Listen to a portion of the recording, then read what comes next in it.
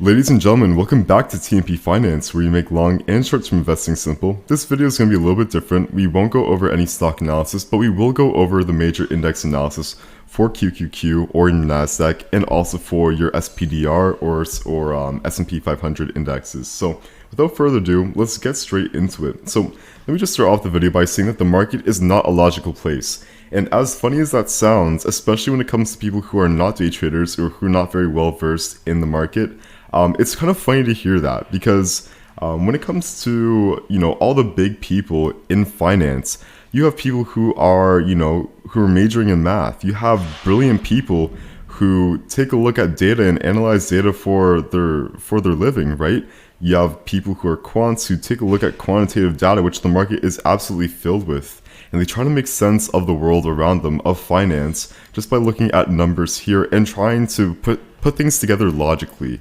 That's what most people will think. But let me just say that the market, it sometimes lacks logic. And maybe it's by design. Maybe that's just the way it is. Who knows? But let me just show you this real quick. In 2020, very, very simple, we had COVID. COVID was horrible for the economy, terrible for the market. People were calling recession. People were keeping money tight just because of fear of the unknown. That being said, let's just take a look at what happened in 2020 when we had the COVID pandemic released.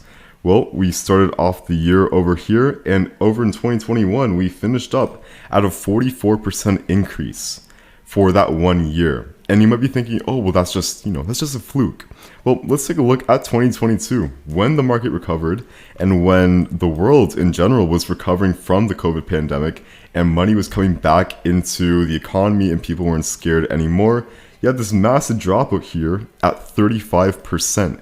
Sometimes you can't be looking at things at a logical standpoint, and that sounds absolutely ridiculous to say, but that's why for someone like myself who is completely unbiased in the market and could not care if we go higher or lower, that's why I succeed, because all I do is I follow the chart, and I really couldn't give a fuck if it makes sense or if it does not make sense, because I'm going to place my trades at the end of the day looking at the charts, looking at what the best probability is, and I'm not going to question it. I'm just going to go ahead and act with my trade plan, and that's why we're currently up 159% year to date. But let's get into our analysis here. And right now, where am I going with this information? Well, very simple. All-time highs are coming soon.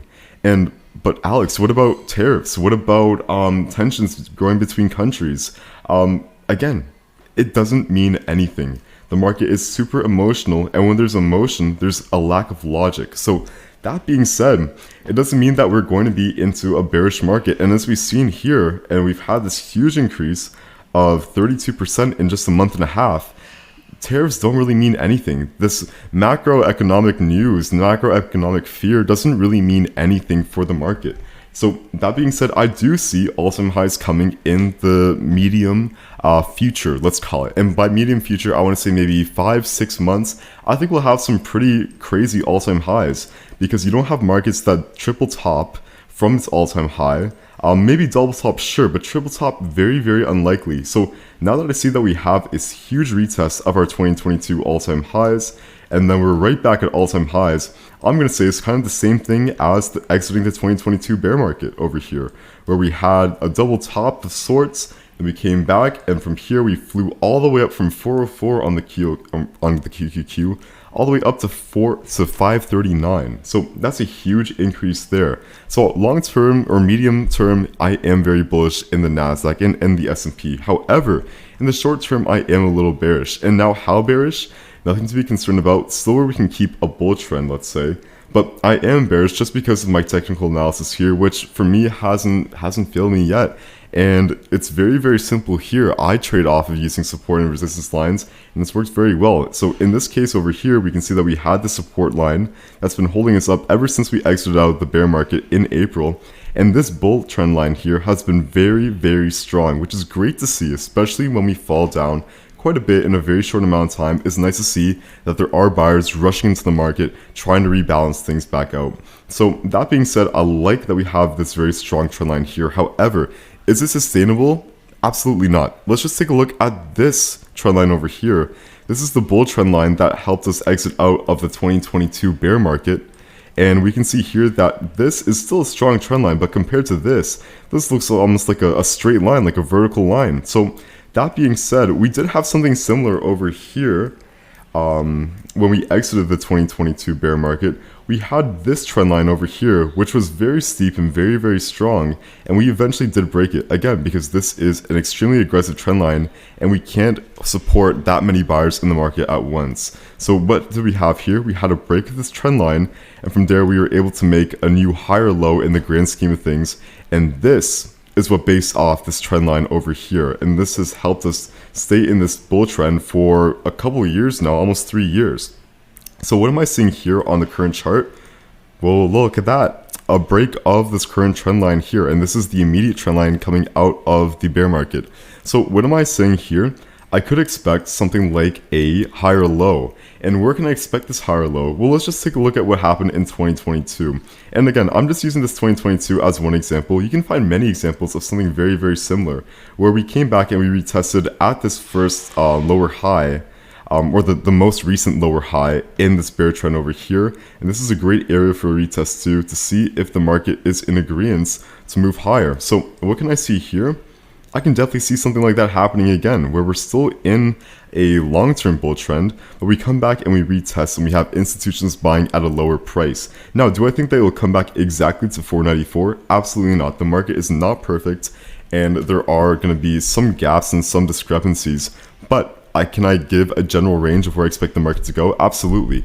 494 is not just a peak of a lower high, but it's also a gap over here on the NASDAQ. And now typically the NASDAQ, it fills its gaps. The biggest gap that we have unfilled is about 1.1%, and that's since 2000. So if we take a look here and we measure out, we have a 1.8% gap in the chart over here. So I definitely think that this is a great candidate for a fill.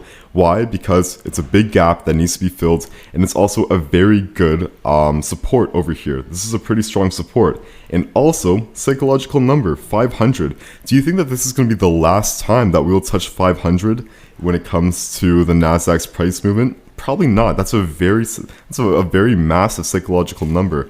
$500,000, that is probably the biggest psychological number that we've seen in the NASDAQ, aside from maybe $100 range. But even with $100, we cleared that very, very quickly. But 500, very strong candidate for a retest here. So what can I expect here? I can expect the market to pull back, and I'm not saying very aggressively, but just have a pullback to around this 493 to about $501 range. And from there, make a higher low. And then from there, that's when we move into these all-time highs. And that being said as well, we can readjust our support line to look something like this. Boom. And now you have a much healthier bullish support trend line that will last us quite a while there while we head into these all-time high price targets for the NASDAQ. So that being said, I hope that does give you a lot of clarity there. And what can I use this information for? Well, very, very simple again, because we don't typically go for a triple top, and we don't typically break through multiple major key price areas without having to retest. This is what I'm expecting here. A very easy short-term trade where you can place your trade at the current price right now, have your stop loss right at all-time highs, and from there take profit all the way at the gap fill over here. Now, it doesn't need to be perfect. You can even have it right at the beginning of the gap fill. But this is a 4 risk-reward ratio, and this as well has fantastic stop loss as well. This is only 1.5%. So if you are trading without leverage, this is a really, really good area. Even if you want to be a little bit more aggressive with your stop loss, what you can do, pull it down right at this previous high over here, or at a previous all-time high level like right here, and that is a fantastic trade there. And let's just measure that out. That's an easy 7.12 risk to reward ratio, and I think that's definitely possible of happening. You have a lot of stocks like Microsoft, like Meta, like nvidia that have tons of gaps and huge gaps that need to be filled because the market doesn't typically go without filling these gaps there. So that being said, that is your trade plan for the NASDAQ. When we're back down here, fantastic buying opportunity. So have a trailing stop loss. Even if it doesn't come down to this low here, at least you do catch a little bit of a trade over here. Let's say that you catch half, which I mean is still a good risk reward ratio of 4. So that being said, I hope that was very informative for you guys there. Thank you very much for tuning in, and I will see you in the next video, y'all. Take care. Later.